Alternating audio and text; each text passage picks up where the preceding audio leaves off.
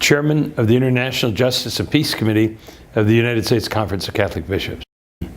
Well, good. It's a good question. First of all, I think all of us who have had any opportunity to be in Gaza are heartsick because, they're living in a very cramped quarters. And the fact that they had an opportunity on 2 occasions to visit them. And one of the things that you see is that the human spirit is resilient. But when we arrived one time, we visited with a Greek Orthodox bishop, and he said to me, I am the bishop of Gaza, and I am the bishop of an open prison. That perhaps that is no more true words could be said, because it's all within the confines of a wall. Very little opportunity to move back and forth, and even the people who want to go up from Gaza to Bethlehem University or Bethlehem are prevented from doing so, and there's all sorts of difficulties that they encounter in just what we'd say pursuit of normal activity. The one thing about being in Gaza itself that always impressed me was the spirit of the young people. And as you see kids, for instance, playing games in the streets, their friendliness, they're outgoing, they're being vibrant and energetic, very attractive. The other thing is that teenagers, that we went through a couple of programs that were teaching them how to deal with mechanics, how to bake bread. One of the finest services that I've ever received was at a Palestinian restaurant in Gaza, where really remarkably well operated and run and friendly and great meal that stood out as an example of what these people are really able to do.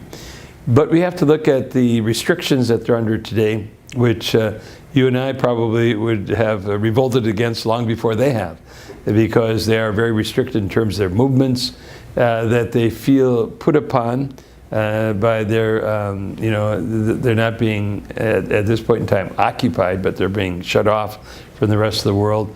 And probably these restrictions, the inability to move, the human spirit, had led them to a desperation, which then associated them with the Hamas in terms of their government. Now, I'm not one to try to justify Hamas or that it isn't a terrorist organization. There are certain, evidence that they could not really, I think, justify. But the people are in such desperation and such straits that I think they felt whatever they could do to come out of this, that they voted them in. That's kind of my understanding. Our relationship with the Palestinians, the other part in the West Bank, was very favorable, very positive. And I think President Abbas has really demonstrated his own ability to be a peaceful man, to be a good man. So the present situation is just horrendous, that even if you compare the number of fatalities, thousands to 50 or 60, that says enormous amount of about the situation there. And that our own, relationship with them, they're ordinary people, good people, just wanting to live a normal life, and whatever we can do to enable that to happen for them would be, what we're really, the objectives of what we're really trying to achieve. You would say that also in our visiting with them, that there has developed within them, because of the oppression that they feel, a deep interior hatred toward the Israeli people. So unfortunately, I think the current situation is not resolving peace for long term, but unfortunately probably breeding more terrorism, more anger, more rejection of the people themselves, that they have reached the limit of their kind of pacifism, and they move to a different direction. But meeting the people, being with the people, and seeing the people is that they, on the streets and with them, they're not, terrorists, they're not evil, they're not in any certain sense, but their anxiety has been developed to such a degree that it unfortunately comes out in negative ways. What would you say to the American people or to the American government for this supplying the weaponry that is taking innocent lives? Well, I'd really have to examine our position in saying what is the best long-range interest of the U.S. government for the Israeli people. Archbishop Momberti, who is the equivalent Secretary of State for the Vatican, or not Secretary of State, but anyway, in charge of foreign affairs, he has indicated that and I think others in Europe would hold this, is that Israel wouldn't exist if it weren't for the United States. So I think the United States has to say, what is the long-term best interest of Israel? Is it providing weapons? Is it allowing these illegal occupation in the in these occupied lands, setting up these settlements, all these sorts of things, and providing a very difficult life for the movement of the Israelis, Christians too. I mean, movement of the Palestinians, Christians also the people, and the Christians are feeling very much the crunch and the oppression that is being prevalent among the Palestinians. So to answer your question, I'd say we really need to look very strongly at it. Are there better ways of encouraging a long-term peace if that really is in their interest, or do we want to prolong this tension, which intermittently seems to take a lot of lives and create a very difficult, inhuman way of living in terms of the occupation presently in the Palestinian territories? So I would have to say, are we really advancing the long-range best interests of the Israelis by our current, way of doing things in the support? I would say no.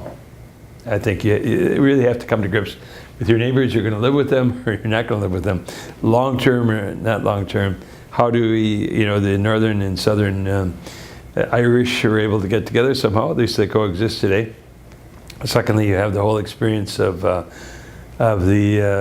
Allies after World War II, how the Germans, the Russians, and all of us somehow, at least were coexisting at this point in time, and also South Africa, where you had all those. So you can address those issues, but if you're going to address it only from a viewpoint of weapons and defense in that sense, long term it's not going to work. Does the church have any current aid or efforts to aid the people in Gaza at this point? I think yes, CRS, Catholic Relief Services, is there. I think also that through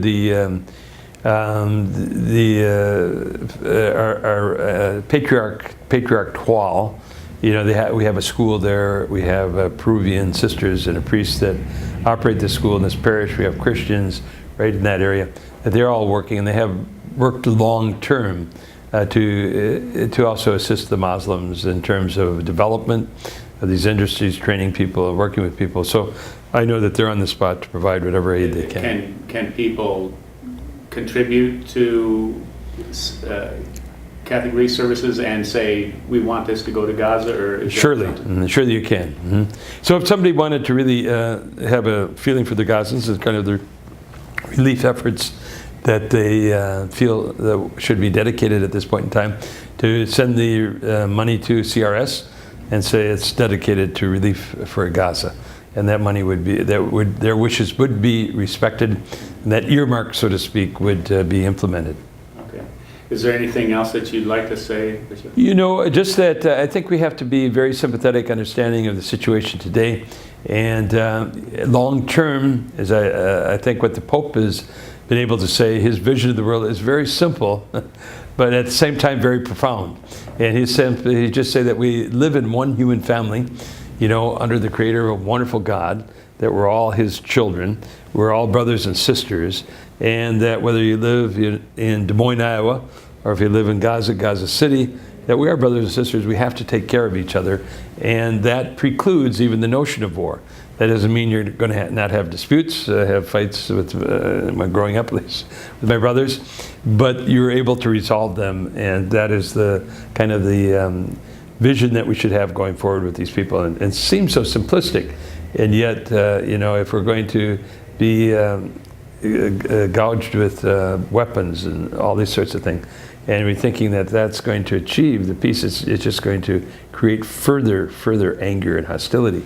So we have to work with that and work in a way that changes the dynamic and changes the atmosphere. So hopefully our people can have that vision, they can support that vision, and it's so very important for us. It sounds so simplistic. They say, living way over here in Des Moines, what can I do about Iraq? What can I do about Syria? What can I do about Gaza?